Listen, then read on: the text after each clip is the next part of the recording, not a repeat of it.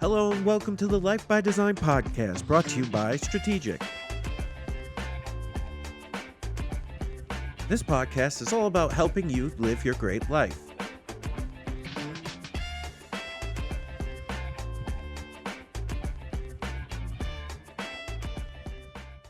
Hello and welcome back to the Life by Design podcast. I'm here again with Mike McGraw, Senior Advisor and Partner here at Strategic.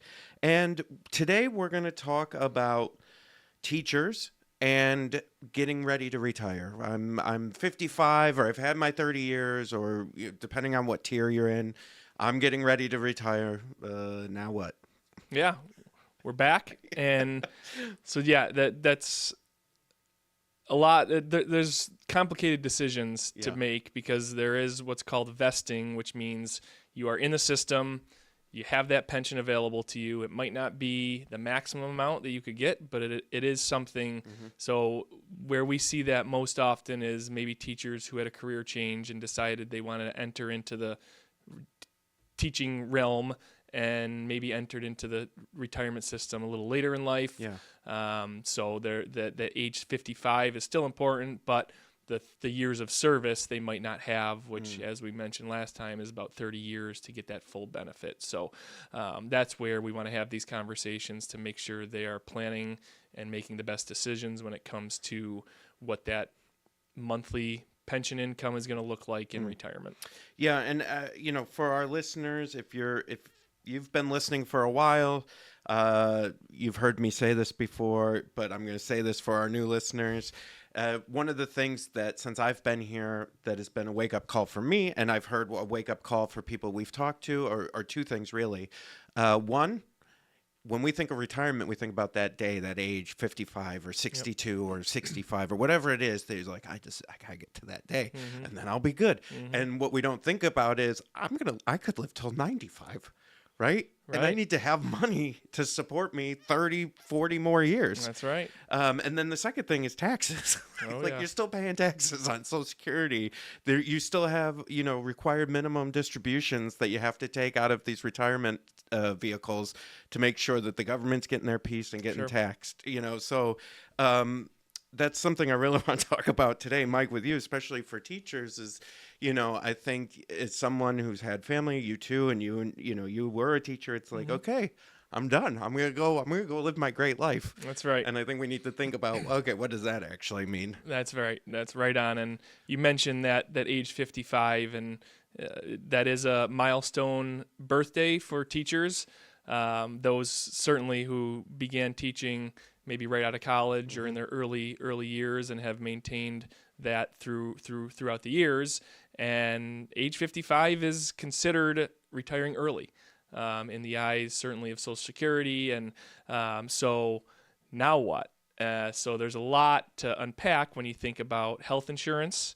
Health insurance, that varies by school districts. So that's all dependent upon the contract and the negotiations with the union, and not to get too into details there, but because that can get messy. I've been a part of that, but that's all negotiated and part of the contract. So that varies so there's no defined, here's the health insurance that you're going to have in retirement. That's all based on where you spent your career and where you worked. And so, but fortunately, most contracts do have something in there that provide coverage through retirement until that age 65, where Medicare comes into play, and a lot have spousal coverage as well.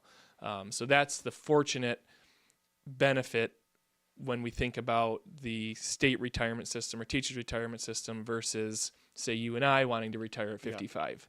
Yeah. We don't have that ability to have health insurance coverage, and it's very good health insurance at a very reasonable cost versus going out to the New York Health Exchange to go get private insurance coverage. Because if you do retire before 65 and you don't have that benefit, then you're on your own and you have to go get your own health insurance, and that can get costly. Right, because like Medicare and all that's not till later in life. Right, that's 65. Yeah. So the 55 and 65 are big years. Ages. You got 10 years, and but like I said, fortunately, most teacher contracts and state contracts have that built-in at varying degrees. Yeah.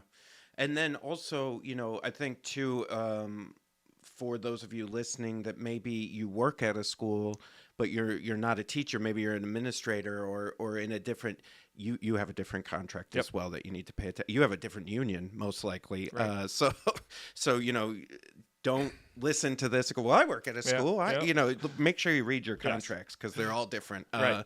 And so, one of the things too is those benefits for spouse, you brought up spousal benefits, in death and how that covers. And I know you had a story about that as far as someone that we helped here, but with life insurance and how that all works with benefits. Yeah. So to backtrack a little bit, as a member of the retirement system, you do have coverage in both disability and death benefits. So that's another nice perk that you have within the system. But unfortunately, if there is a death, then and there's a surviving spouse, then that pension is impacted, because if you, in your mind, were thinking our retirement years are going to look like, here's our stream of income, one of those streams is a pension, well, that will be gone if the spouse that is part of the retirement system passes early.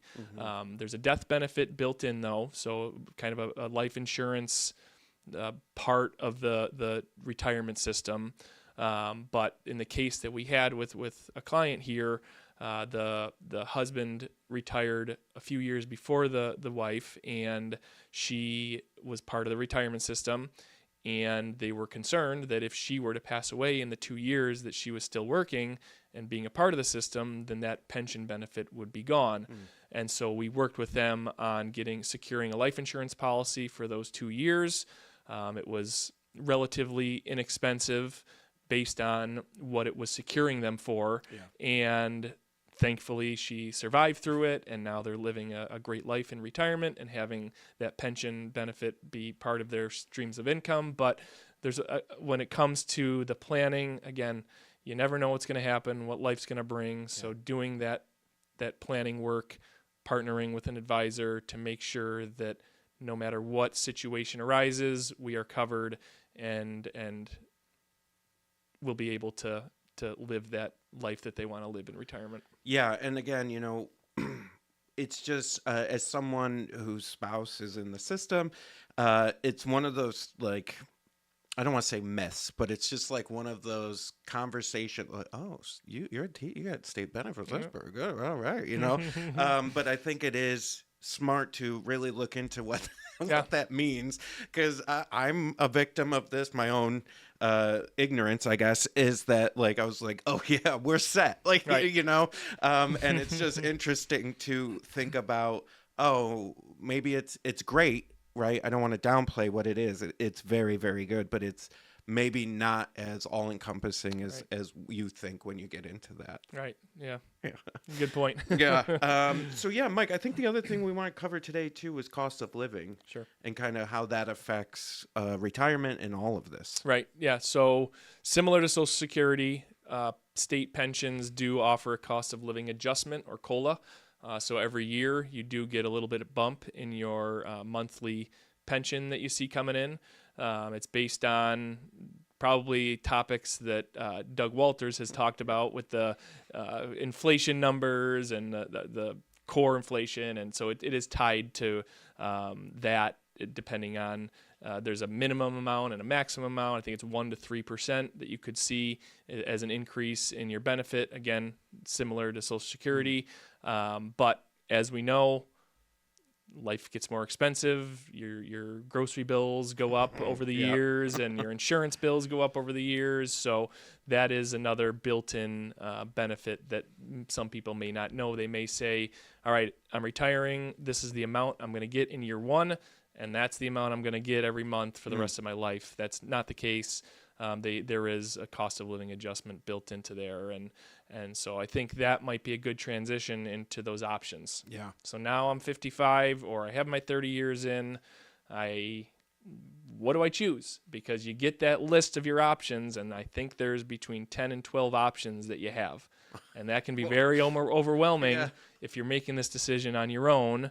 And depending on if you're married or not, that's really, again, another benefit to working with an advisor to make sure that they're taking into account your entire life picture, your entire balance sheet, your entire lifestyle, to make sure you're making the best decision for your family and for you. So just for my benefit, and those who don't know, not specifically what each one of those choices are, but Sure. what are the choices Sure. roughly, and like why are they different? Sure. Yeah. So it's essentially based on, are you single, or do you want there to be a benefit for a spouse should you pass early? Okay. So those are essentially the two options. There are the 11 other options are kind of built into the spouse, and do you want benefits to continue? But bottom line is, I can choose a benefit that I'm going to receive for the rest of my life, and should I pass away, the benefit stops, versus it's going to be a lower benefit, but I can choose, should something happen to me, my spouse will now receive either a lower, the same, or a higher benefit for the rest of their life. So that's where it's important to take into account, do they have other assets? We talked about saving into those supplemental plans, like a 403B or 457. Those play a factor into what decision is best for me. Okay. Let me ask you this too. So something that just came to my mind was, okay, I meet those 55 requirement, whatever. Okay. And I decide it's time, but maybe, like, I remember as a kid, like a lot of teachers coming back as substitutes that had retired. Right. So how does that affect that decision as well? And like going like, okay, I'll just substitute or part-time or whatever that looks like. Sure. So it most likely won't have any impact on your benefit. So you retire. Most likely, there's an asterisk. Everybody's different. Always. Yeah. Always. But yes, that is very common. You see teachers who put in their time, they're ready, and then either they have such a great relationship with the people that they worked with, they didn't want to lose that, so they come back and substitute teach, which is great because a little bit less pressure and a little bit less to worry about from grading and all those things, but it gives them a little bit more income too in retirement. So we do see that quite often, and not just in the teachers or state retirement world, but in anybody who retires. One of the biggest things is keeping their mind active. Yeah. So that gives them that ability to still do what they love, which is help kids and educate kids, and it's still giving them that engagement, but it does give them that supplemental income as well. Yeah, that's always, because you always hear that story about, oh, the teacher was so great, the school asked them to come That's back right. for some, so you can do that. Yeah. Potentially. You can do that forever. Yeah. Yeah, you you can work want. till as long as you want. Yeah. Yeah, I mean, I think we covered most everything. Mike, you feel like there's anything else? No, I think just, again, going back to talking about why people get into teaching, this is a benefit. So we here at Strategic have benefits, health, the 401k, but it's the benefits are great, but partnering with an advisor, ensuring that from day one, as you enter the workforce in either a state system or a teacher system, ensuring that you're doing the right things and making sure that planning for that, the end in mind. We say that a lot. You plan for the end in mind, but ensuring that you're doing everything, because it can get complicated, and even dealing with a contract, that gets complicated. So ensuring that you're making all the right moves, taking the steps to put you in a place where you can retire, whether it be the 55, 30 years, but you're in a good spot to live that great life. Yeah. Perfect. Thanks, Mike. You're welcome. This podcast is for educational and informational purposes only. Please see the full disclosure in our show notes for more information.